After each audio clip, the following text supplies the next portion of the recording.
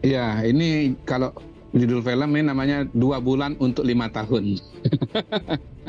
Jadi kalau dilihat dalam perspektif pemerintahan Pak Jokowi, memang sisa 2 bulan. Tapi kalau dilihat dari perspektif pemerintahan Prabowo Gibran, ini sesungguhnya buat 5 tahun ke depan. Jadi saya melihat tema dasar atau benang merah dari reshuffle kali ini adalah transisi pemerintahan. Jadi pos-pos yang dirasakan penting, baik secara kelembagaan maupun secara individu, secara kepemimpinan itu ditata dari sekarang. Kita lihat misalnya ada Badan Komunikasi Presiden. Saya kira itu adalah visinya Pak Prabowo, bahwa presiden nanti harus dibantu sebuah badan khusus yang namanya Badan Komunikasi Presiden untuk kemudian berkomunikasi dengan masyarakat, ya, makanya dibentuk badan ini dan ditunjuk ketuanya Hasan Nasbi. Kemudian yang kedua itu ada Badan Gizi Nasional yang notabene akan melaksanakan salah satu program andalan, ya, dan program besar dari Pak Prabowo, yaitu makan bergizi gratis.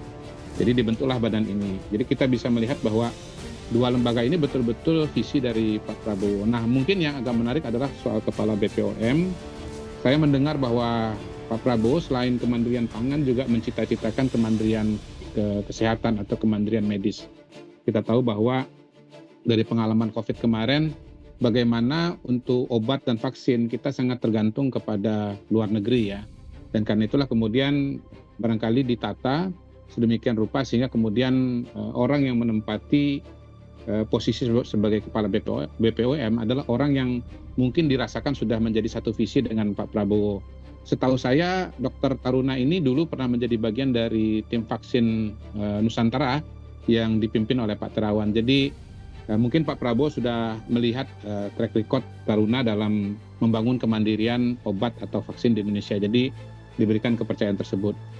Saya kira itu satu ilustrasi yang sudah sangat jelas. Kemudian juga misalnya seperti Menteri Kumham, tadinya PDI Perjuangan, sekarang dari Gerindra. Tentunya ini sangat menggambarkan bagaimana visi Pak Prabowo ke depan untuk melihat Kementerian Kumham sebagai pos yang sangat penting, menata aspek-aspek infrastruktur hukum Indonesia, dan itu sudah disiapkan dari sekarang. Lalu Angga Raka Prabowo, ya, dari namanya saja sudah sama itu, sambil berseloroh, ya. Nah, Angga Raka ini adalah Ketua Badan Komunikasi Partai Gerindra dan notabene punya sejarah pribadi